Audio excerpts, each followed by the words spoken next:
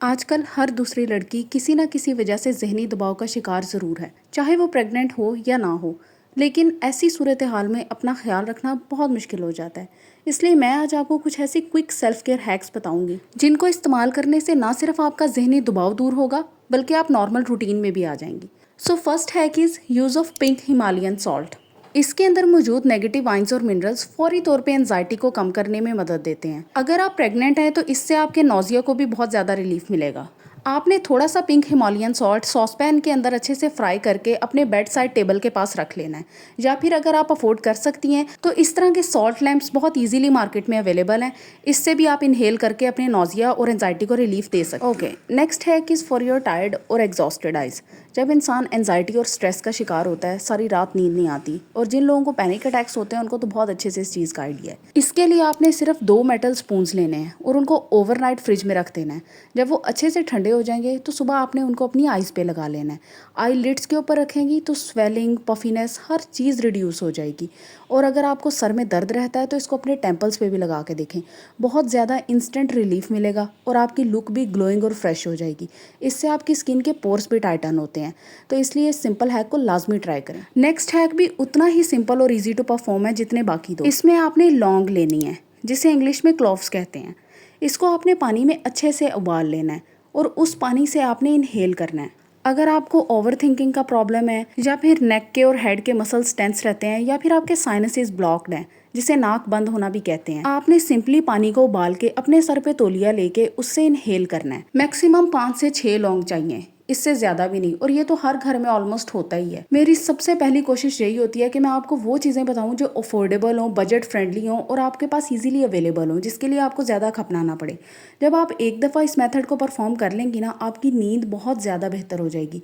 जो आपको रात में पैनिक अटैक्स होते हैं, या फिर देर तक नींद नहीं आती, या फिर इंसोम्निया का प्रॉब्लम चल रहा है, ये सारी चीज़ें इस इतने से हैक से रिलीफ हो जाएंगी। खासतौर पर वो प्रेग्नेंट फीमेल्स जिनकी हार्ट बीट रात को तेज़ हो जाती है। Next hack is for your muscle cramps. जब आपकी बॉडी बहुत ज़्यादा टेंस्ड होती है ना, आपका ब्रेन रिलैक्स नहीं होता, तो आपके मसल्स भी रिलैक्स नहीं होते, क्योंकि इवेंचुअली आपकी हर चीज़ ब्रेन कंट्रोल कर रहा है। और अगर आपका ब्रेन ही सही तरीके से फंक्शन नहीं कर पा रहा, तो आपको अपने सारे क्वेश्चंस का आंसर खुद ही पता होना चाहिए कि मेरी बॉडी इतनी थकी हुई क्यों है, मैं इतना एग्जॉस्टेड और टायर्ड फील क्यों करती हूँ। ये सारी चीज़ें आपके दिमाग से जुड़ी हैं। जितना आप पुरसकून होगे, उतना ही आपकी बॉडी पुरसकून होगी। अभी मैं आपको सिम्टोमेटिक रिलीफ्स बता रही हूँ कि किस तरीके से आप अपने सर्टन सिम्टम्स को रिड्यूस कर सकती हैं। इसके बाद वीडियो में आगे चल के मैं आपको डायरेक्ट बताऊंगी कि आपने अपनी एंजाइटी को टारगेट कैसे करना है।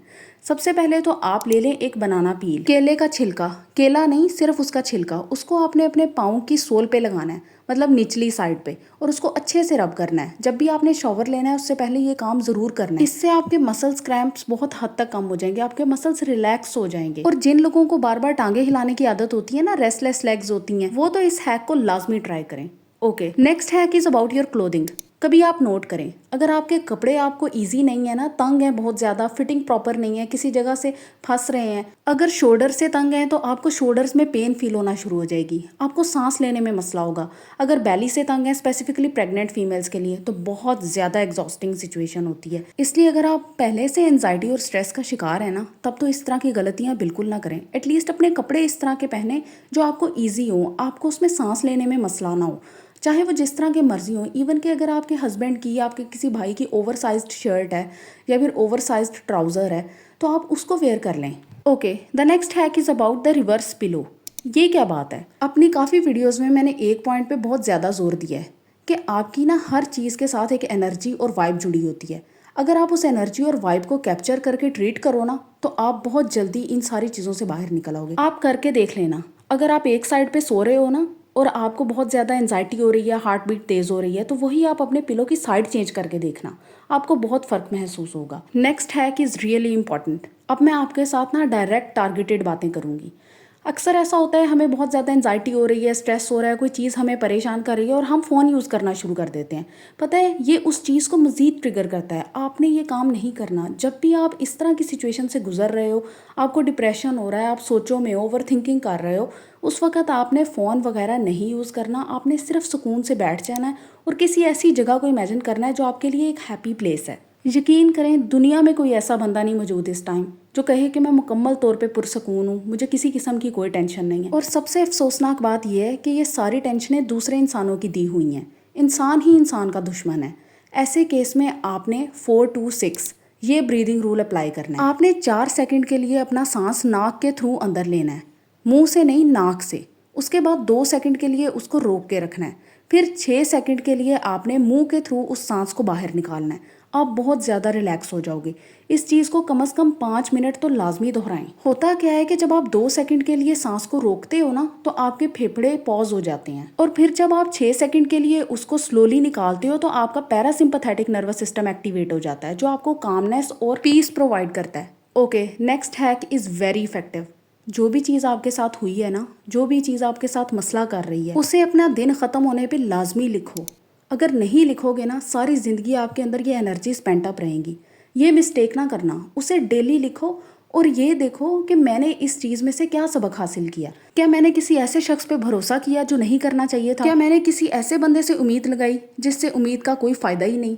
आप इस तरह की चीज़ें लाजमी अखज़ किया करो, रिजल्ट्स निकाला करो कि मैंने ये जो एनजाइटी और स्ट्रेस मेरी लाइफ में एंटर हुआ है, ये किस वजह से हुआ है, मेरी तरफ से ऐसी कौन सी चीज़ हुई है, मैंने कहाँ पे बाउंड्री क्रिएट करनी है। जिस किसी की बातों से आप हर्ट हो रहे हो, जिस किसी बंदे ने आपकी ज़िंदगी को अजाब बनाया हुआ है, आपने कैसे उसके साथ एक ऐसी वॉल क्रिएट करनी है कि वो आपकी एनर्जी तक ना पहुँच सके। वो सब कुछ करे लेकिन वापस पलट के उस तक ही आए, आप तक ना आए। ओके, लास्ट हैक क्लीनिंग, बहुत इंपॉर्टेंट है, करके देखें। गर्ल्स, जब बहुत ज़्यादा स्ट्रेस हो ना, तो अपने इर्द गिर्द के एनवायरनमेंट को डिक्लटर करने की कोशिश किया करो, या फिर किचन में हेल्प करवा ली, किचन क्लीन कर लिया, अपना रूम क्लीन कर लिया। जब मैं परेशान होती हूँ ना, तो मेरी सबसे पहले कोशिश होती है कि मैं अपने इर्द गिर्द की चीज़ों को समेट दूँ। मैं उस वक्त कोई भी न्यू चीज़ नहीं स्टार्ट करती, मैं कोई भी ऐसा काम करने से गुरेज करती हूँ जिसके लिए मुझे स्पेशल एनर्जी और इन्वेस्टमेंट पुट करनी पड़े, क्योंकि मुझे पता होता है कि मेरे में इस वक्त इतनी एनर्जी नहीं, मैं इन चीज़ों से परे ही रहती हूँ। तो इसलिए जब चीज़ें और मामला बहुत ज़्यादा ख़राब हो रहे हो ना, तो पहले जो आपके इर्द गिर्द की चीज़ें होती हैं उनको समेटा करो। जब आप बाहर की चीज़ों को समेटोगे तो आपके पास वो एनर्जी भी आ जाएगी जिससे आपने अपने दिमाग को समेटना है, जिससे आपने अपनी सोचों को समेटना है। तो ये चीज़ लाजमी ट्राई करो। क्लीनिंग बहुत ही ज़्यादा इफेक्टिव है। गर्ल्स, आज की वीडियो का टेक अवे मैसेज आपने बिल्कुल इग्नोर नहीं करना। हर बंदा परेशान है, हर बंदा किसी ना किसी वजह से ना एंजाइटी और स्ट्रेस में है।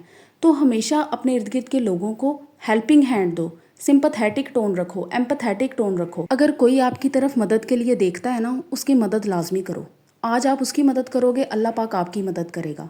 और अगर आपसे कोई बात करता है तो उसको ये पछतावा ना हो कि उसने आखिर ये बात आपसे क्यों की। अपने दिल को वो कब्रिस्तान बना लो जिसमें लोगों की बातें दफन हो जाएं, ना कि ऐसी जगह जहाँ से बातें निकल निकल के इधर उधर फैलना शुरू हो जाएं। कब्रिस्तान समझते हो ना, एक दफ़ा जो वहाँ पे चला गया वो वहाँ से बाहर नहीं निकल सकता। परफेक्ट और आइडियल लाइफ किसी की भी नहीं होती, लेकिन कुछ लोग ऐसे शैतानी जहन के होते हैं कि उनका मकसद ही दूसरों की ज़िंदगी का सुकून तबाह करना है।